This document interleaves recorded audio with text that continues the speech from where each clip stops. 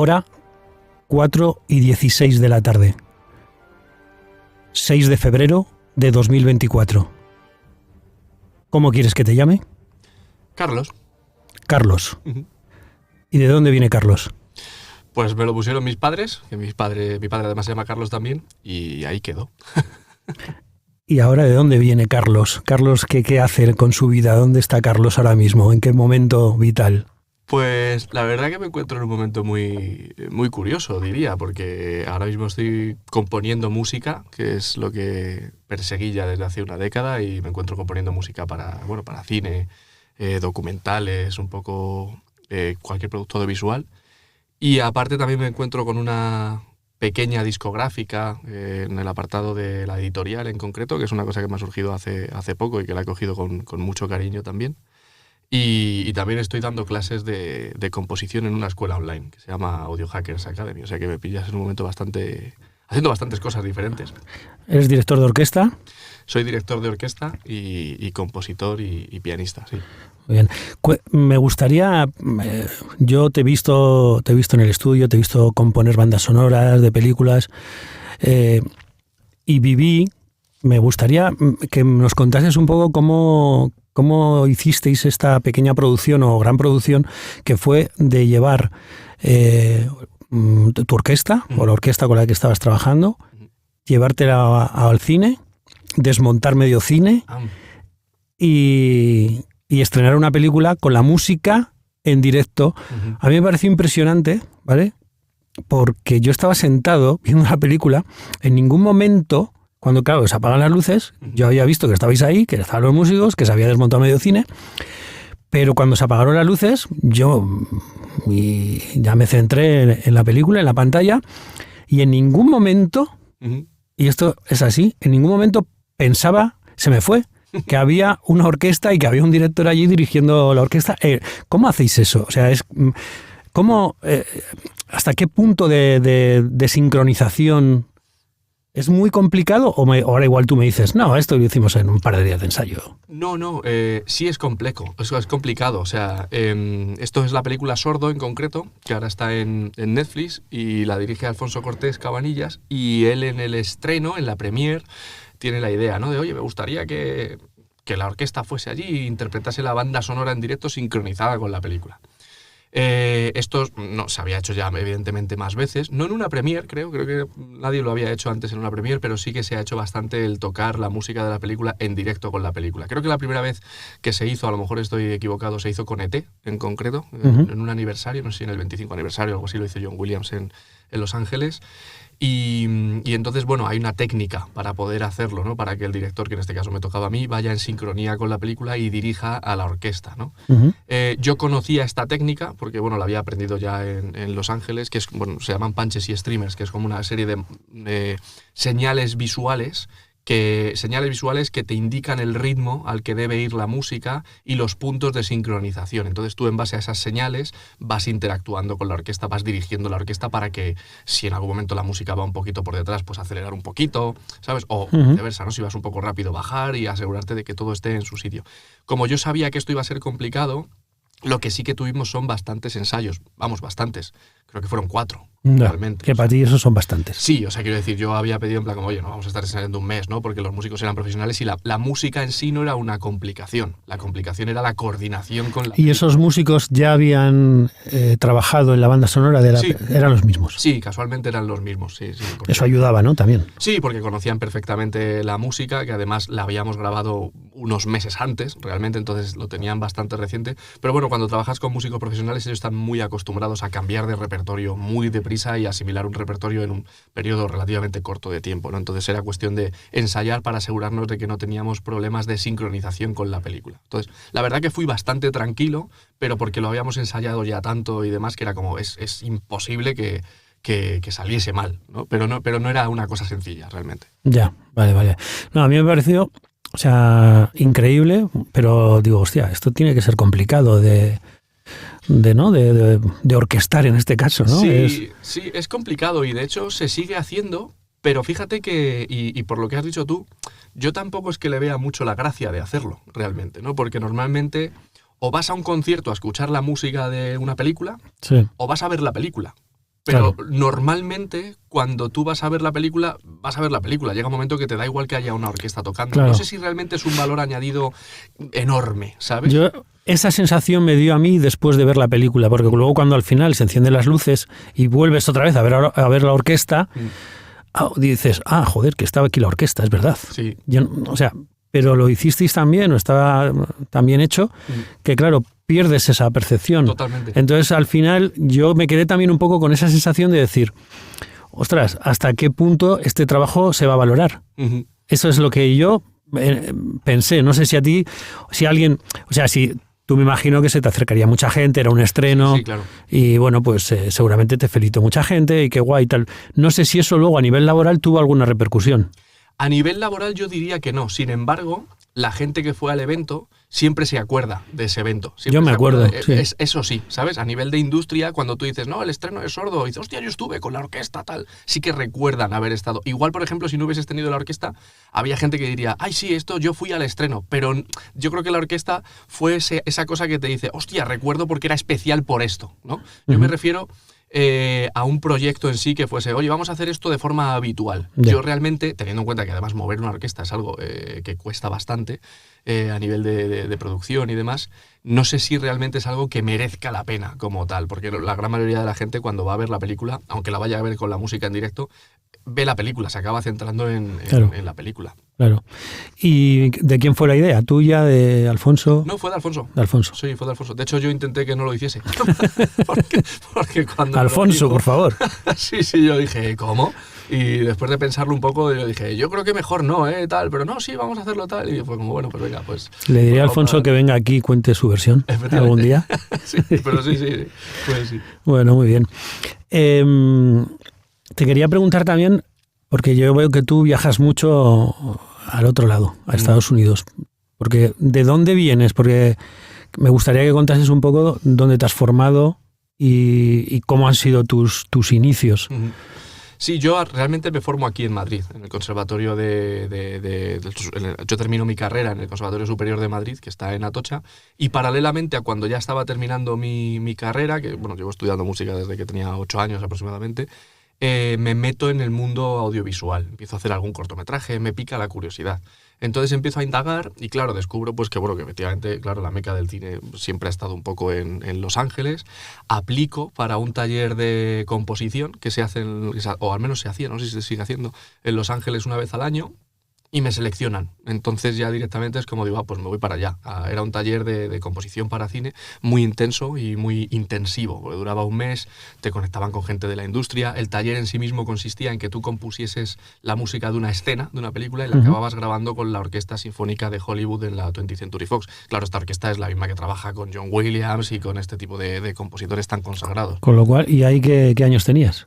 Yo tenía 26, creo. Y estabas allí de repente como cumpliendo un sueño. Tal cual. Sí, ¿no? Sí, yo estaba flipando. O sea, Oye. para mí siempre ha sido como un hito en mi carrera, ¿sabes? Directamente, eso. O sea, no me lo podía creer. Siempre lo recuerdo, ¿no? Pero como ahora, por ejemplo, hace 11 años que estuve allí, ¿no? Porque Claro. siempre recuerdo la fecha perfectamente, ¿no? Del 2013, tal, el año que me seleccionaron. Todavía recuerdo cuando me entró el email, ¿no? Sí. ¿Has sido seleccionado? No me lo podía creer. De hecho, yo pensaba que era un email de estos como cuando te dicen, has ganado un iPhone, ¿sabes? No sé Sí, qué, sí, que digo, sí. me va a poner, has sido seleccionado casi, ¿sabes? O alguna cosa. Y no, cuando me llegó el email no me lo podía creer porque aprendí muchísimo y la experiencia que te daba y todo lo que te contaban y la situación en la que te ponían elevaba mucho el nivel al que tú luego podías trabajar realmente. Porque claro, era como, te contaban cómo se hacía películas como Superman. Es como, esto se hace así. Y te daban ese know-how de alguna manera. Entonces, claro, tú dices, bueno, por encima de esto no hay nada, realmente. Entonces, como que... De hecho, siempre me ha valido mucho eso, ¿no? Para enfrentarme luego a proyectos, sabiendo que ese mes fue tan intenso en ese aspecto que me he encontrado muy preparado para luego abarcar cualquier proyecto que me haya venido realmente. A ti te ha valido, pero te ha valido también para que te llamen, para encontrar trabajo, para que Sí. te contraten. Sí. De hecho, yo, por ejemplo, yo me fui en 2013. En 2014 volví a ir a Los Ángeles y volví a dirigir la orquesta de Hollywood también. Iba con un compositor español, que era Alberto de la Rocha, que tenía un proyecto personal. Y bueno, estábamos en contacto también desde hacía tiempo, él había seguido un poco también mi trayectoria y demás, y me llamó precisamente por eso, porque yo tenía ahora ya contactos en Los Ángeles, tenía cierta experiencia y tal, y acabamos trabajando juntos por eso. Quieras que no, al final, tener un vídeo en el que, en mi caso, me tocó una escena de Star Trek, tener un vídeo de una escena de Star Trek donde está dirigiendo con la Orquesta Sinfónica de Hollywood, con tu música como muy bien interpretada y tal, hombre, pues alguna puerta sí que como poco llama la atención. Sí.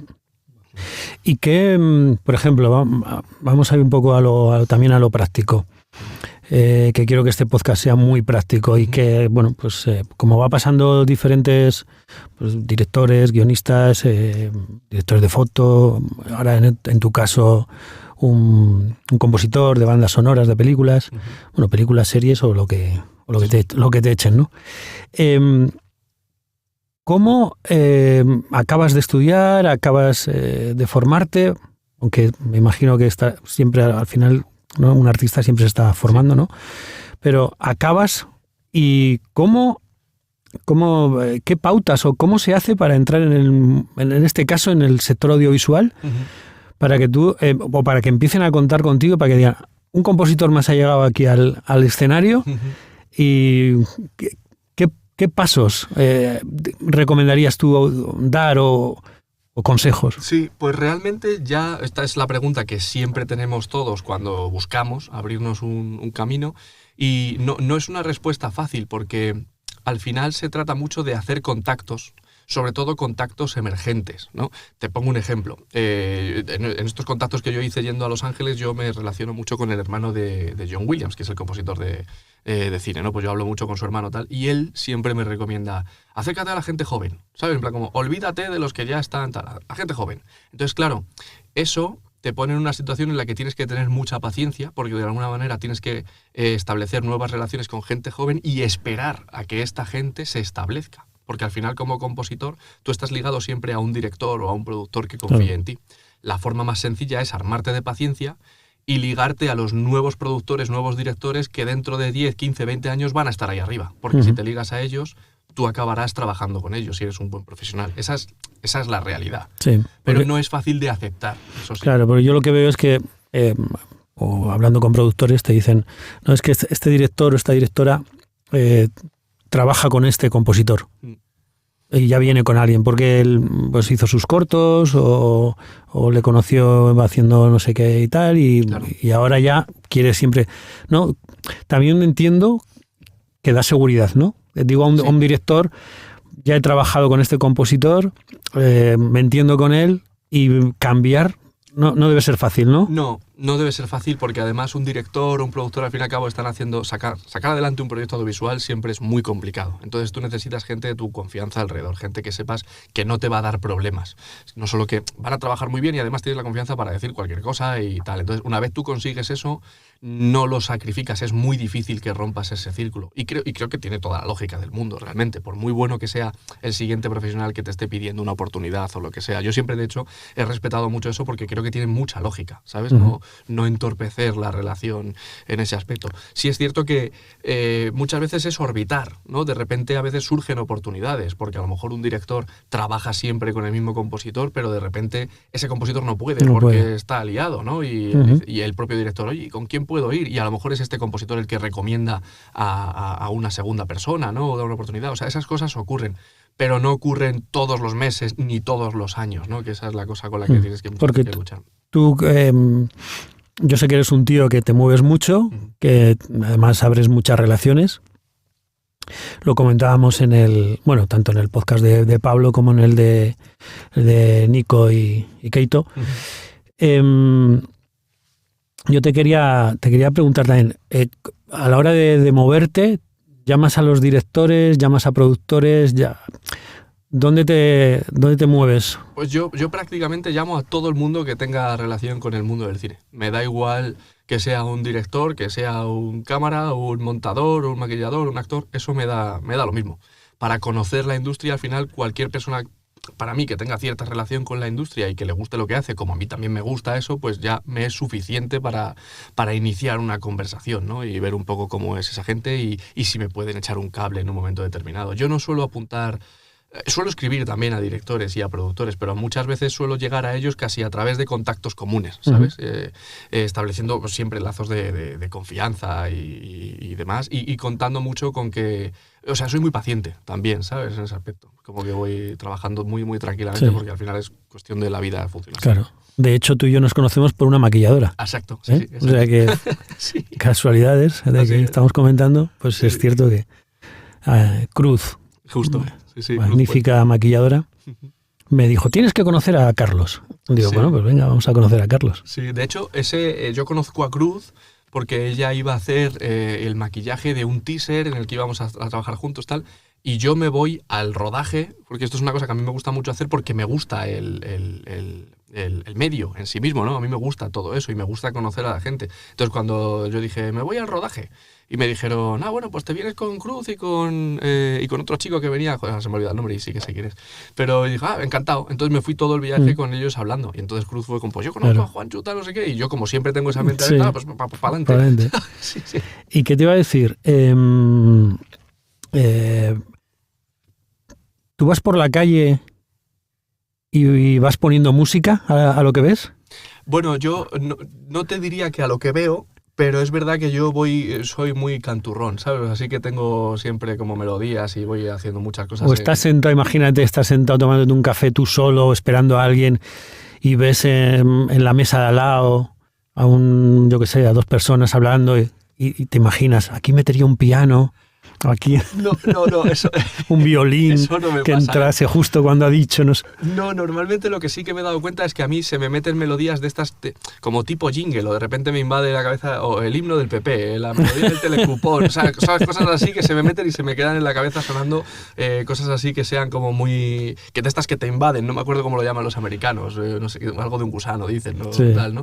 Eso me pasa mucho, de repente digo, llevo cantando el himno del PP 2 horas, aquí, no sé por qué, ¿sabes? A lo mejor lo escuchan en algún lado. Bueno, eso tendrá, ¿no? Igual habría que estudiarlo, o sea, habrá estudiado, me imagino, que dices, bueno, si esta música, este tipo de música entra más fácilmente, ¿no? Eso sí. Y se te queda más... Sí. ¿No? Eso sí, desde luego, o sea, hay recursos musicales para hacer que una música sea más pegadiza que otra. Y bueno, en el caso a mí me vienen dos siempre que tengo en la cabeza, que no sé por qué, son el himno del PP y la sintonía del telecupón. Eso bueno, no sé por qué. Eso se me metieron ahí. Y me pasa mucho, sí. Y por ejemplo, cuéntame, seguro que tienes alguna anécdota de alguna sintonía o de algo que hayas tenido que crear para algún programa o para alguna cosa que dices, yo haciendo esto. Y luego lo escuchas repetidamente todas las semanas en televisión o así alguna publi. Pues, a ver, que me venga así a la cabeza. Sí, hay una, por ejemplo, que me viene. Yo hice la sintonía de un programa de Risto que se llamaba Todo es mentira. Uh-huh. Y esa sintonía, pues bueno, nos llamaron a mí y a un amigo para que lo hiciésemos. Y lo hicimos. Y es verdad que cuando lo hicimos estábamos como súper inseguros de lo que habíamos hecho, ¿sabes? O sea, era como... O sea, lo típico que lo envías como diciendo, a ver, suena bien, ¿no? Pero era como... esto funcionará tal, no sé qué, será lo que quieren y demás. Y cuando lo enviamos fue como, perfecto, sí, estupendo. Y fuera la sintonía. ¿Pero lo escuchó Risto? Bueno, supongo que sí, no. Me imagino. Si abría el programa, me imagino que lo escuchó, no lo sé. Pero a mí me pasa eso, ¿no? Que cuando la he escuchado muchas veces y tal, es como... a veces me cuesta acordarme que yo hice eso, ¿sabes? En plan, como me pareció muy curioso, en plan, como, no sé, casi que fue como lanzar una cosa que dices, se me ha ocurrido esto, pero hasta tú estás inseguro de no sé si es lo que buscáis, y se quedó, entonces cuando lo escucho a veces es como, no sé, no me acordaba, ¿sabes? Incluso que yo había hecho esto. Eso sí. ¿Y cómo te llegó, por ejemplo, por poner un ejemplo también así práctico, cómo te llega el documental de Iker Casillas? El documental de Iker Casillas me llamaron directamente de la editorial de Movistar, en concreto. Yo había trabajado bastante para Movistar, haciendo documentales para Iñaki Gabilondo y para Jon Sistiaga también, por ejemplo. Entonces, de repente, pues claro, es como, vamos, en la casa fue como, vamos a hacer un documental sobre Iker Casillas. Entonces, es verdad que como yo había hecho mucho documental, pues mi nombre a nivel de banda sonora resonó un poco por la casa. Y entonces me dijeron si podía hacer una prueba.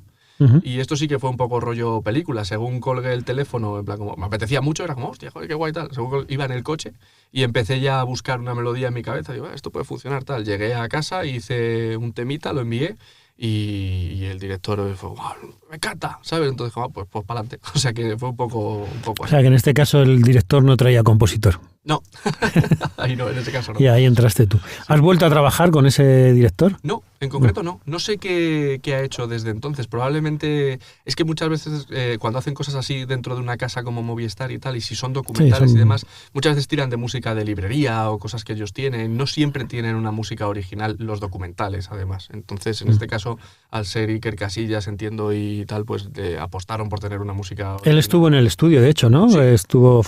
Sí, grabamos con la orquesta y vino al estudio un rato y creo que le gustó mucho. De hecho, luego, bueno, nos entrevistaron como a la vez en Movistar también y le preguntaron, oye, ¿qué tal la experiencia? Y el tío, pues muy bien, sí, tener tu propia música, ¿no? Le decían, y era muy curioso. Sí. Bueno, qué bien. Bueno, te quería preguntar por... que te he dicho antes un poquito para arrancar un poco tu formación, pero tú últimamente estás viajando mucho a Los Ángeles, ¿vale? Exactamente, ¿es porque te apetece... te estuviste también allí formando y tal, pero ¿te apetece trabajar allí o lo haces como una huida hacia algo que dices, si aquí no acabo de encontrar, porque aquí estás trabajando, yo veo que trabajas, pero que esto es, bueno, también como el trabajo de los actores, como el de audiovisuales. Entonces, ¿estás yendo hacia allí por buscar una estabilidad de decir, bueno, a ver si entre lo que hago aquí y si consigo al otro lado trabajo, o lo haces por, joder, me gustaría trabajar en Hollywood? Realmente son ambas cosas. O sea, vivimos en un mundo que está muy globalizado. Entonces, yo las experiencias que he tenido cada vez que he ido a Los Ángeles siempre han sido buenas. Realmente, mi gran formación como compositor, se podría decir que la termino de recibir allí y a un nivel muy, muy alto. De hecho, a mí me hicieron ofertas de trabajo cuando me fui allí a estudiar y demás y eso, que las acabo rechazando porque a mí me gusta vivir aquí, realmente, ¿no? Pero claro, ya desde hace unos años, pues bueno, efectivamente empiezo a pensar, oye, ¿yo puedo trabajar en la industria americana? Y yo creo que sí. Entonces empiezo a abrirme camino allí. Ya he empezado a hacer ahí cortos, ya he empezado a hacer mis contactos y mis cosas, que es lo que hacía tiempo que tenía un poco más olvidado, ¿no? Entonces, a nivel de realización personal, incluso si me apuras, como sí que me gusta la industria americana y me formé bastante allí, y allí se me valora casi incluso un poco por encima de lo que se puede valorar aquí, ¿no? Es diferente, son industrias distintas. Sí, totalmente. Entonces, tenía la cosa de, ¿por qué no lo voy a intentar? ¿Sabes? Me quedo mucho más tranquilo pues tratando de efectivamente meterme allí. Y vamos, yo estoy bastante seguro de que entraré en la industria americana porque ya voy haciendo el caminito que hice también aquí en España en su día y demás, y es cuestión de tiempo. Y como voy siendo paciente y tengo mis estrategias y tal, creo que al final es cuestión de tiempo. ¿Te gustaría trabajar o trabajas en algún género mejor que en otros? Yo qué sé, dices, a ver, a mí el thriller o el terror, lo digo porque es como que está más presente normalmente en las películas o en las series que son más de género, pues un thriller, una peli de terror o pues, algo suele tener como la música como que está más presente, ¿no? O como que nos damos cuenta de que está más presente, que la música está presente en casi todas las películas, pero ahí como que te das más cuenta, ¿no? Sí, pues es bueno que me lo preguntes, porque es verdad que en mi cabeza últimamente tengo ganas de hacer tres cosas distintas, ¿no? Que una es justo un thriller, algo así, como que echo de menos. Una película de terror, realmente nunca he tenido una película de terror duro, ¿sabes? Y es total, donde efectivamente puedas hacer... puedas tomarte ciertas licencias con la música y tal y eso, nunca he tenido ninguna, con lo cual me parece muy divertido para trabajar todo el tema de la sugestión y demás y eso. Sí. Y últimamente me apetecería hacer una peli de aventuras, que hace mucho que es como que, ¿sabes? Que creo que lo más cercano que hice a una peli de aventuras fue... Sordo en concreto, y bueno, aunque no es aventuras, es animación, también trabajé en la película de Klaus en concreto, pero cuando cuando veo a Zacarías de la Riva, por ejemplo, que es compañero, no, Tadeo Jones, tal, o sea, que ese tipo de género, ¿no? Aunque es animación, pero que está como ligado un poco como a Indiana Jones, este tipo de cosas, como joder, de repente me apetecería, ¿no? Tener algo similar. Y cuando vas al cine a ver una película, estás pensando en la música, estás escuchándola todo el rato, ¿no? Sí. Eso ya sí que es formación profesional, claro. Y a veces es un tostón. Sí, porque además no solo estoy pensando en la música, sino que estoy pensando, dependiendo del compositor que hay detrás, si yo sé que es un compositor inteligente, estoy pensando en los códigos que él está usando para contarme la peli. Entonces, claro, digo, vale, aquí, ¿qué me está diciendo? ¿Que este es el malo, pero que no lo vamos a descubrir todavía? ¿Sabes? O sea, ese tipo de cosas, ¿no? Intento pensar en la parte narrativa de la música, sí. ¿Y estás tú como también por encima pensando que hubieses grabado tú o no? Ah, también. También. Sí, también. Sí, eso también me pasa mucho. Me pasa. A veces incluso que intento controlar un poco mi cabeza y centrarme, porque a veces sí que me saca de la peli, ¿sabes? De repente me saca y me encuentro pensando en, pues yo habría hecho tal, no sé qué, y claro, y mira, con esto se me habría ocurrido, y de repente digo, oye, ¿de qué va esto? Es que me llevo un minuto sin atender. Sí. ¿Qué película te hubiera gustado hacer de las... Da igual, me puedes decir ahora mismo La Sociedad de la Nieve, que es la... Estamos ahora en ese momento, o cualquier otra película de los últimos años. Bueno, de los últimos años... Si puede ser española, mejor. Si puede ser... A ver, pues déjame pensar. Había una película que me gusta mucho que se llama Intacto. Intacto fue una película que me gustó mucho. Creo que era de Fresnadillo, que era el director. Correcto. Pues Intacto me gustó mucho. Cuando yo la vi no tenía intención de dedicarme al mundo del cine ni nada, y me gustó. Es una película que me gustó mucho. Y por ejemplo, ¿sabes? Por ejemplo, ese tipo de cine es como que me gusta mucho y sí, me hubiese gustado. Pues hablaremos con Fresnadillo, a ver. Estupendo. A ver la siguiente, a ver si puedo contar contigo. Muy bien. No, porque es que yo entiendo, ¿no?, que al final la música es tan importante, ¿no? Dentro... que no te das... El que no es músico igual, pues tú estás viendo, la música te ha envuelto y no te has dado cuenta, pero claro, que haya un músico viendo la película, te tienes que estar todo el rato como comiendo un poco la cabeza de decir, ay, yo hubiese hecho esto o yo no hubiese hecho esto. Sí, al final ese tipo de... Sobre todo porque hay una forma de tratar la música en el cine que a veces... Normalmente se suele asociar la música a las emociones directamente. Claro. Pero es cierto que tiene ese nivel de manipulación o de influencia, pero también es cierto que la música directamente te ayuda a contar una historia. Y cuando trabajas con un director que cuenta con la música como herramienta para eso, el mundo cambia un poco. Porque no... O sea, quiero decir, yo he estado en películas donde directamente me han dicho, aquí necesito una música triste, aquí una música tal, y es como, qué pena. Porque lo puedo hacer realmente. Pero muchas veces es cuando...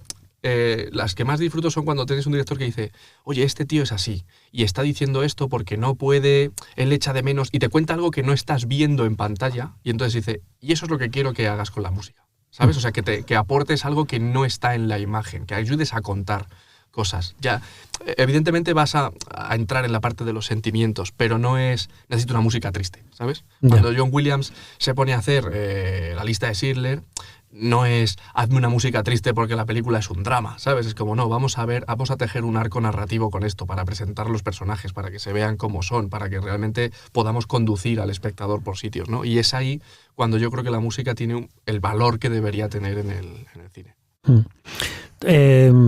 Tú grabas, normalmente, cuéntame un poco el proceso, porque normalmente los compositores van a grabar fuera de España. Por precio, por presupuesto, ahora no, ahora si quieres te metes ahí y en más detalle, pero tú grabas aquí tú grabas en Madrid, grabas en España con músicos españoles, músicos españoles o de donde se llamamos, pero que están en Madrid, en este caso, y grabas aquí en un estudio, ¿no? Sí, fíjate que para los que, por ejemplo, yo no soy músico, no sé, digo... Si es lo mismo grabar fuera con mismo presupuesto, ¿eh? ¿El resultado va a ser el mismo o es que los músicos de Bratislava son mejores? Los músicos de Bratislava son muy buenos y tienen mucho oficio haciendo lo que hacen. Sí. Y hay muchas orquestas que hacen esto, ¿no?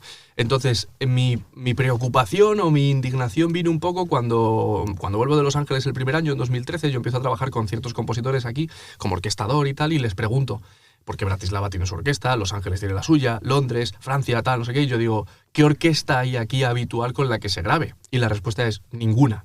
Entonces, claro, yo eso no lo entendí. Digo, puedo entender que hubiese una y que fuese más caro grabar, pero como pasa en Londres o como pasa en Los Ángeles. En Londres y en Los Ángeles están las orquestas más caras del mundo y aún así graban, con lo cual el presupuesto no es un problema como tal. Entonces mi preocupación venía por eso, digo, no podemos no tener una orquesta que haga esto. Otra cosa es que cobren más que en los países del este porque la vida aquí es más cara, pero eso es otro tema diferente. Entonces yo directamente en 2014 fundé una empresa, y de hecho la cofundé con Dani y con Alfonso, que son mis dos socios, y uno es ingeniero de sonido que dedica al mundo del cine, y Alfonso es el director de Sordo. Y desde entonces hemos hecho grabaciones, hemos hecho sesiones. Yo copié directamente el sistema de grabación, porque es cierto que aquí se grabó bastante en los años 80 y tal, y luego empezaron a surgir estas orquestas del este, y por temas presupuestarios los compositores se iban fuera. Esa es la realidad, por una cuestión de competencia y de oferta y demanda, ¿no? Y entonces aquí desapareció ese mercado. Llegó un momento donde prácticamente desapareció y casi no grababa nadie aquí. Entonces nosotros empezamos a grabar y a trabajar con presupuestos que pudiésemos manejar, y hemos grabado con muchos otros compositores como, pues mira, Víctor Reyes, Federico Jusiz, Zacarías de la Riva. Luego hemos hecho videojuegos con compositores como Eduardo de la Iglesia, Carlos Viola. O sea, hemos empezado a volver a mover un poquito la industria. Pero es bastante complicado, realmente. Es bastante complicado porque efectivamente yo, al menos tal y como la encontré, era hundida. O sea, pero hundida al 100%. Y no creo que esté mucho mejor realmente. Con lo cual, sí, yo ya como tengo la infraestructura montada aquí, pues grabo aquí porque a mí me gusta grabar con músicos. Al fin y al cabo, como músico, pues si no pudiese grabar aquí, probablemente grabaría fuera, y sería de los que se hace el viaje, se va para allá, habla con los músicos, porque me gusta interactuar con ellos, ¿no? Y poder dirigir y tal, y estas cosas. Entonces yo, pues directamente por eso lo hago aquí. Como tengo la infraestructura aquí, lo amoldo en mis proyectos, lo amoldo todo para hacerlo aquí. ¿Te has encontrado muchas veces haciendo música que te han dicho... grabaremos con orquesta, y cuando ha llegado el momento de grabar te han dicho, hostia, pues es que no hay presupuesto? Sí. ¿Y te bajas del proyecto o intentas buscar soluciones? ¿Cómo solucionas eso de repente? Normalmente, a ver, como eso sí que... No es que pasase así, porque bueno, tuve un caso en concreto, y yo creo que realmente plantearon grabar con orquesta, pero nunca lo plantearon en serio, y entonces, bueno, nunca me lo tomé en serio, pero yo normalmente lidio con eso al principio del proyecto. Sobre todo porque hay muchos productores que te dicen, no tenemos presupuesto para grabar con orquesta, antes siquiera de que me hablen del proyecto, que es como... Yo no sé si tu proyecto necesita grabar con orquesta. Es como, bueno, cuéntame de qué va. Ya luego hablaremos de si el director de repente es como dice, no, es que a mí me flipa la banda sonora de Star Wars. Hombre, pues te flipa la banda sonora de Star Wars. Si quieres tener algo como Star Wars, pues evidentemente necesitas grabar con una orquesta, ¿no? Aunque no tengas el presupuesto de Star Wars, ¿no? Pero hay muchas películas que no necesitan. O sea, la orquesta es una paleta de sonidos directamente, ¿no? Hay ciertas películas que no necesitan esa paleta de sonido para hacer orquesta, no sé, que se reúnan ciertos factores, ¿no? Entonces yo intento lidiar con eso desde el principio, desde la parte ya donde empiezas a hacer el presupuesto. Es como, oye, ¿qué queréis? Evidentemente, si me vienes, no, vamos a hacer Star Wars. Pues claro, yo te voy a decir, pues Star Wars valió una cifra, ¿sabes? Entonces, pues no tenemos eso. Digo, bueno, pues podremos hacer algo que se parezca a Star Wars. Y claro, si ya luego me dices, no, es que tenemos presupuesto para grabar una flauta. Digo, bueno, entonces Star Wars no va a ser, va a ser otra cosa diferente, ¿no? Pero yo creo que pasa mucho por educar, ¿sabes? Muchas veces por la labor de un poco de educación, de entender que hay muchos productores e incluso directores que no entienden ese proceso. Y a lo mejor ni siquiera tienen la necesidad de entenderlo, pero al no entenderlo, pues quizá no saben ni presupuestarlo ni entender exactamente en qué consiste, ¿no? Entonces hay una labor de educación del compositor de decir, no, yo te lo explico, tranquilo, vamos juntos de la mano, vamos a ver qué necesidades tiene el proyecto y hasta dónde podemos llegar, y ya está. Y ya está. ¿Tú trabajas en casa o digo cuando... ¿Tienes tu estudio en casa? Sí, yo tengo el estudio en casa. Esto yo creo que además desde la pandemia he conocido muy poquitos compositores que tengan el estudio fuera de casa. En Los Ángeles es algo más común. En España creo que casi todos tienen el estudio en casa.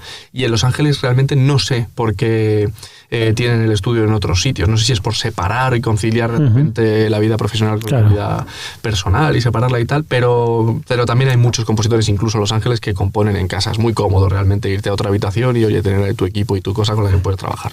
Normalmente los compositores vivís en chalés, ¿no? En casas grandes. Bueno, me imagino que hay compositores que vivirán en pisos. Y tenéis la parte, sí, ¿no? Como la parte abajo del garaje. No hay garaje, hay un estudio. Sí, de eso se he conocido. No, lo digo de broma, pero sí que es cierto que he estado en varios estudios de músicos que lo tienen en casa. Sí. Y lo suelen tener siempre ahí en la parte de abajo, súper... Sí, súper currado además, insonorizado. Al final hay muchos juguetes que quieres meter, ¿sabes? Quieres comprarte y altavoces y tal, y no sé qué, entonces al final necesitas un espacio. Luego es cierto que hay compositores que a lo mejor componen con un portátil, ¿sabes? En cualquier sitio, y lo puedes hacer, realmente, ¿no? Pero normalmente cuando te gusta y tal, empiezas a acumular. Tienes el cacharrillos. Un poco de Diógenes musical, empiezas a acumular cosas y quieres como tu espacio, ¿no? De donde poder estar cómodo y trabajar, sí. ¿Y música pop o música... para artistas? ¿Te han llamado discográficas o artistas directamente? Yo he trabajado con artistas haciéndoles muchos arreglos de cuerda, eso sí, arreglos de cuerda, ¿no? Que he trabajado con Manuel Carrasco, Sergio Dalma, Pitingo, Bisbal, o sea, con muchos artistas que de repente van a sacar nuevos álbumes, nuevas canciones y quieren meter cuerda en alguno de sus temas. Entonces yo les hacía los arreglos de cuerda y he trabajado mucho con ellos. Fuera de ese género, es cierto que como desde un principio yo me metí en el mundo del cine y vengo de un background muy clásico, muy orquestal y demás, nunca me he puesto a producir otro tipo de género diferente a ese. Entonces no te creas que lo controlo mucho, ¿sabes? O sea, seguramente no sabría hacerlo bien. Tendría que, evidentemente podría aprender, porque al fin y al cabo estás hablando de música y sí que puedes aprenderlo, ¿no? Pero a priori no creo que fuese fácil para mí de repente coger cualquier estilo. Yo no soy de los compositores de, yo hago de todo, ¿sabes? Y hago clásico y sinfónico y no sé qué, y hip hop y tal. Yo hay cosas que como no, eso no lo sé hacer. Ya, bueno. Y por ir acabando, por ir rematando un poco, hago siempre una pregunta. Y me gustaría también, ya que tú eres músico, ¿a qué época o década te gustaría viajar si pudiésemos viajar en el tiempo? Te aviso, no se puede volver. Te vas a tener que quedar allí, en esa época, o te quedas donde estás, en el 2024, o quieres saber qué va a pasar en el futuro, tienes impaciencia y dices quiero ir ya. No, irme para adelante no creo que me fuese. Yo creo que iría para atrás, pero iría a una época rollo los años 80, que, ¿sabes? Los años 80 al final, bueno, yo nací en el 86, vivir los 90, pero no me importaría ir a los 80 y quedarme viviendo ahí, realmente, ¿sabes? O sea, como que, bueno, el mundo más analógico, ir descubriendo. Al final acabaríamos donde estás ahora. Claro. Pero sí, no me importaría. Me pareció una época muy chula. Yo la guardo con mucho cariño, claro, porque era un niño también, ¿no? Entonces yo creo que ver las cosas... Igual como músico, viajar hacia adelante, hacia el futuro, con la inteligencia artificial igual la acojona, ¿no? Efectivamente, descubro que estamos todos retirados ya. No componemos ninguno, ¿no? No, pero la inteligencia artificial, ¿tú crees que a los músicos cómo les puede afectar? O tú trabajarás con... O sea, el músico tendrá que trabajar también con inteligencia artificial, ¿o? Yo creo que sí, pero fíjate que desde que empezó a salir, yo solo le veo ventajas, ¿sabes? O sea, yo ya me voy imaginando cómo puedo usar eso. Y hay ciertas cosas que cuando yo estoy trabajando ya en una composición, digo, dentro de 5 o 10 años, probablemente yo le diga a una inteligencia artificial, oye, hazme tal, y sabré decirle ciertas directrices que a mí me ahorrarán muchísimo trabajo, porque hay una parte muy mecánica dentro del mundo de la composición y probablemente yo me centre en la más artística. Y entonces no le tengo de momento ese temor de... Será como tu superayudante. Exacto, como si fuese un asistente de la hostia, a la que yo pueda directamente entrenar y, oye, quiero esto así, tal. Y que yo me pueda centrar más efectivamente en la parte más artística, ¿sabes? Pero de momento no le he cogido un miedo de, ¿qué va a pasar? No lo sé. O sea, que miedo ninguno, y esto que mucha gente nos van a quitar los puestos de trabajo. Bueno, también, si eso fuese a ser así, creo que tenerle miedo no me da nada... No te aporta. Claro, exacto. Es como, bueno, pues si eso es así, pues luego diré, pues oye, tenías razón. Yo creo que en muchos campos va a ser increíble, ¿no? En el campo de la medicina yo creo que va a evolucionar la medicina pues en los próximos 5 años lo que ha evolucionado casi en 100. Pero en el audiovisual yo creo que también, yo creo que va, o sea... es un sector, el nuestro, desde evidentemente los músicos, pero la imagen, el sonido, los dobladores, ¿no? Las postproducciones, el 3D, no sé. Yo creo que va a haber cosas que de repente, donde a lo mejor le vemos una utilidad, gracias, yo que sé, al deepfake y todo este tipo de cosas, ¿no? De repente es como que a lo mejor dentro de 30 años estás viendo una película donde sale Robert De Niro de joven y es que es él y además es que el actor ha fallecido y tal, y entonces dices, hostia, pues es una suerte de repente poder, y a lo mejor eso genera un dinero que lo gestiona la familia, ¿no? Porque no lo puedes hacer gratis, ¿no? Y creo también que lo mismo, hay 2 tipos de contenido. A lo mejor hay un contenido que todo el mundo, cualquier ser humano sabe que lo ha hecho la inteligencia artificial, pero le da igual, porque va a consumir algo audiovisual que va viéndolo en el metro y que como es de inteligencia artificial cuesta 10 veces menos, y a lo mejor la persona dice, pues es que me da lo mismo. Y sin embargo a lo mejor hay otro contenido que seguimos haciendo los seres humanos de una forma como muy artesanal, y hay gente que dice, no, yo prefiero ver esto porque yo tiendo a pensar que a los seres humanos nos gusta comunicarnos entre nosotros. A mí sí que me ha pasado que leerme un libro que haya hecho la inteligencia artificial no me atrae. Claro. O sea, no me atrae porque digo, pues es que no me parece atractivo como para yo leerlo. Prefiero leerme un libro de alguien que lo haya escrito directamente, ¿no? Aunque no sea un gran escritor, me refiero, con muchos seguidores y muchas ventas y tal, pero si sé que hay alguien detrás que me está contando algo, a priori eso es lo que me atrae. Entonces, no sé, creo que seguramente... O a lo mejor van por ahí los tiros, ¿no? Porque por no capar el hecho de que a los seres humanos nos gusta seguir en contacto con nosotros de alguna manera. Entonces, a lo mejor hay estas dos cosas, estas dos corrientes o alguna otra corriente más, no lo sé. Bueno, que sea lo que tenga que ser. Tal cual. Oye, Carlos, muchas gracias. Gracias a ti. Si no te importa, vamos a despedirnos con esta sintonía que nos has traído, ¿no? ¿Nos la dejas aquí ya para siempre? Sí. ¿Para siempre? Perfecto. Bueno, pues fenomenal. Pues aquí nos despedimos. Gracias, Carlos. Muy bien, gracias a ti, Juancho. Y yo creo que aquí, allí, en Hollywood... Donde sea. Pero hay que estar. Eso es. Y con la inteligencia artificial y sin inteligencia artificial. Lo que haga falta. Lo que haga falta.